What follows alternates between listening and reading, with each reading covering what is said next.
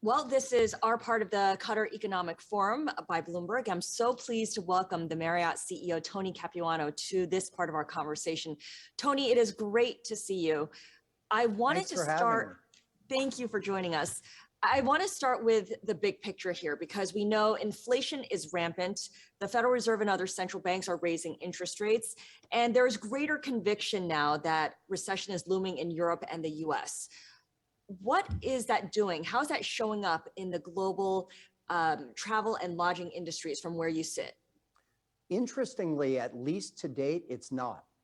The pace of recovery is really encouraging and really consistent. If you looked at the end of the first quarter, obviously we had a bit of an interruption in January and February from the Omicron variant. But in March, our global revenue per available room was only down 9%. In April, it was only down 7%. And in the US, our largest market, we were back to 2019 RevPAR levels. And so all of the potential headwinds you describe, we're monitoring in real time, but we've not seen it in the forward booking data so far.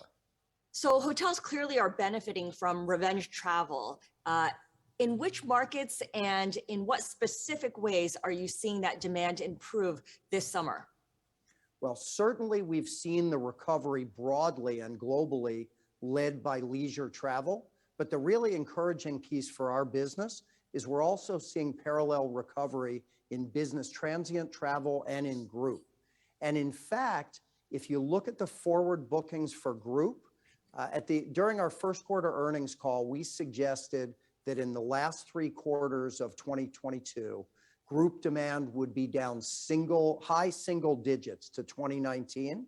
Based on what we've seen just over the last 60 days, we now believe we'll only be down mid-single digits. And last month, we were only down 6% to 2019. Business transient has been a little slower to recover, but even there, at the end of the fourth quarter last year, we were down about 30%. We're now down only about 10 to 15%. So not as rapid a recovery, but quite steady recovery. The other thing sorry, go ahead. Oh, no. I want to dig into that business aspect a little bit here because the advent of hybrid and remote work has really blurred the line between business and leisure. And you're seeing people bring their families along with them on business trips. How are you changing up your offerings to capture travelers who are staying at your properties for both work and in many cases for play as well? You're raising maybe one of the most fascinating and what we think is one of the most enduring trends that'll come out from the pandemic. And that's this idea of blended trip purpose. In our first quarter earnings call, we talked quite a bit about analyzing demand recovery by day of the week. And in a pre-pandemic world, Monday, Tuesday, Wednesday were the traditional business travel days. Friday, Saturday, the traditional leisure days. And Thursday and Sunday were weaker shoulder days. Thursday and Sunday have actually been 2 of the days of the week that have recovered most quickly, which I think empirically illustrates the point you make, that more and more of our guests are combining business and leisure travel.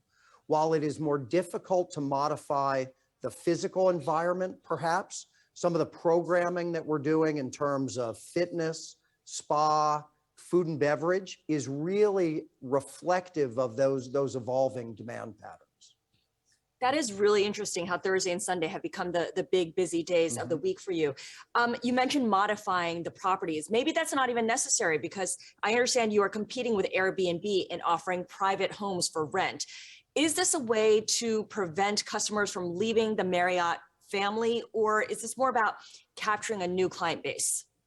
I think more the former. When we talk to our customers and what we hear from them informs so many of our strategic decisions, we heard from those customers that for a very specific trip purpose, a multi-bedroom full home better served their needs. And so to your point, the launch of Marriott Homes and Villas really allows us to keep them within that Marriott ecosystem. And during the pandemic, we saw explosive growth in that platform. Pre-pandemic, we only had about 3,000 listings globally. We're now plus or minus about 60,000 listings. So you had said earlier that summer bookings are looking pretty good. Forward bookings are looking very encouraging. This is, of course, in spite of rising prices on everything, whether it's food to plane tickets to car fuel. What kinds of adjustments or concessions do you see customers making, travelers making against this backdrop of quickening inflation? Well, again, it varies so significantly by market. If you are in a leisure market, which has recovered most quickly, the pricing power is pretty remarkable. And customers understand that. They may be modifying their dates if that price doesn't fit their budget, or if that budget has been constricted by airline prices or gasoline prices. But we've really seen no slowdown in the strength of that pricing power. We do see some of our customers perhaps picking urban destinations, which have been a little slower to recover and therefore a little more modest in terms of pricing. But in leisure destinations, we've seen remarkable pricing power. In fact, here in the US over Memorial Day weekend, our average rate during Memorial Day weekend was 25% higher Memorial Day weekend in 2019. Very quickly, Tony, what's an example of a small, imperceptible change that Marriott has made in response to your rising costs as well? Well, by necessity through the pandemic, we continued, as we always do, to look for operating efficiencies. Although not all of those efficiencies are specifically to cut cost. We think, for instance, through the use and greater adoption of some of the technology we have in place, it creates capacity for our employees to more deeply engage with our guests. And I think you'll continue to look for us to identify those opportunities.